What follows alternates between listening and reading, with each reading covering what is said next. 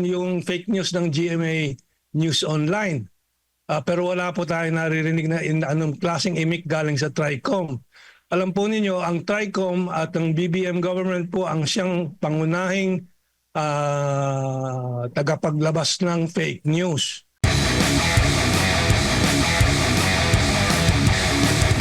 Kaya hinggil nga po dito sa pahayag ng China, hinggil po doon sa napabalitang nag-apply ng asylum ang dating Pangulong Rodrigo Duterte sa China. At ito po ang kanilang ang pahayag, ang tagapagsalita po ng Ministry of Foreign Affairs of China. Babasahin lang natin. Let me point out in particular that Mr. Duterte's visit to Hong Kong was a private vacation trip. We have never received the so-called application for asylum to the Chinese government from former President Rodrigo Duterte or his family.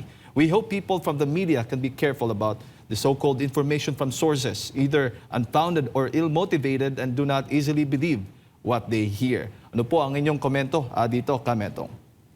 Well, malinaw po na ang mga Amerikano at yung kanilang mga chihuahua dito sa Pilipinas, lalo na doon sa kontroladong mainstream media ng Pilipinas, yung GMA7, ABS-CBN, Rappler, ANC, na nangangampanya ng fake news laban sa China at kay Presidente Duterte.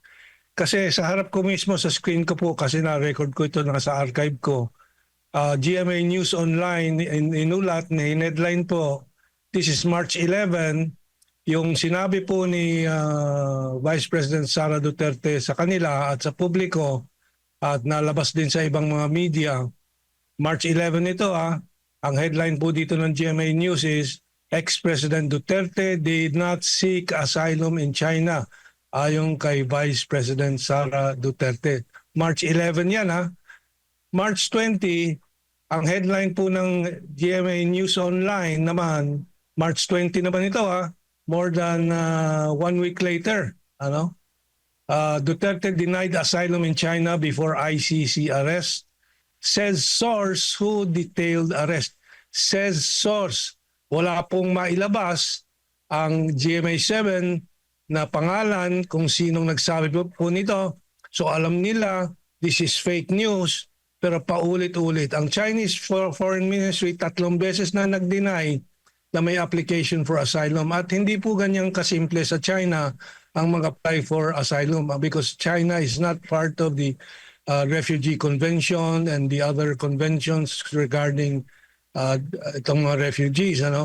Ang proseso po, kung tatanggap po ang China ng asylum seekers, kasi ang asylum seekers hindi pa po refugee, kailangan iproseso po yan through the UNHCR, the United Nations High Commissioner on Refugees. Alam na alam ko yan dahil po ako dating administrador ng Philippine Refugee Processing Center. Ang tagal na po, batang-bata pa ako noon. 1987 ako na talaga po doon as administrator of the Philippine Refugee Processing Center. So hindi ganyan kasimple po mag-apply ng asylum sa China. Idadaan po sa UN agency. Hindi po tulad ng ibang mga bansa, Netherlands, for example, diretso ka pwedeng mag-apply doon. So malinaw po, may kampanya pong fake news sa black propaganda laban sa kay Presidente Duterte at sa China. Dahil po nakita po nila, dahil sobrang simpatiya ng mundo at ng Pilipino, milyon-milyon pong lumalabas na nagpapakita po ng suporta at simpatiya kay Presidente Duterte. At yung magandang pagtanggap po ng mamamayang Pilipino at ng mundo doon sa babala o payo, masasabi natin, na binigay ng China sa ICC, na mag-iingat na hindi po magawing politikal ng ICC itong paghawak po ng kaso ni Presidente Duterte. At pangalawa, na umiwas sa double standard. Alam po ninyo ang ICC, kilalang-kilala sa double standard po nito. Isang standard para sa mga puti, isang standard para sa mga kayumangge, mga itim, mga Aprikano, mga Global South, mga Asyano. Anong standard po yon? Pagkaputi, iwas pusoy, iwas huli. Netanyahu, Putin, hindi nila magawa ng anumang klaseng parahan dahil kahit na in-indict na po ng ICC. Pero katakot-takot ang bilang ng mga itim galing sa Africa, 30 ata na in-indict po dyan o mahigit pa po. Ano? And of course, si Presidente Duterte nakayumangge. Kaya po ang ICC natatawag na International Caucasian Court. Caucasian meaning puti. O kung minsan ang tawag din ay International Colonial Court. Kasi mga Europeanong kolonyalista ang may control po niyan. At marami akong pag-aralan po, research ko po, na talagang kontrolado ng pera ng European Union. Yung pinagmamalaki ni Remulla na 120 countries daw nakasama po dyan sa ICC, International Colonial Court. Ang totoo, halos 50 ng mga bansa po dyan sa ICC ay mga Europeano, mga kolonyalista nga. Ang kalahati naman, kalahating 50 ay mga Afrikano at mga maliliit na bansa na maraming mga nakataling mga tanikala sa Europa na pera, ekonomiya, trading and so on. Kaya po sila ay parang mga vassal states. Ano? Ang totoo, 73 na miyembro na may halagang mga bansa ng United Nations ay hindi po kasama sa ICC dahil may sariling respeto sa sariling dignidad, soberenya at iba pa, tulad ng US, Russia, China. Dito sa Asia, tayo ay hindi kasama, Indonesia, Malaysia, Thailand. Ano? So itong si Remulla nanliling lang po ng publiko na hindi naintindihan po yung politics behind the ICC. So yan po ang totoo. Kumakampanya po ang Amerikano at kanilang mga chihuahua, muchachas dito sa Pilipinas, lalo-lalo na yung mga nasa media na siyempre hanap buhay po nila. Nagpapasubo po ng mga kung ano-anong dolyares para sa Rappler halimbawa and so on. Well, yan ay naintindihan na ng taong bayang Pilipino kasi talagang hindi na po napapaniwala ang publiko diyan sa malalaking media. But Opo. this is another example, itong asylum issue. Opo. At napakita ko po yung ebidensya niyan.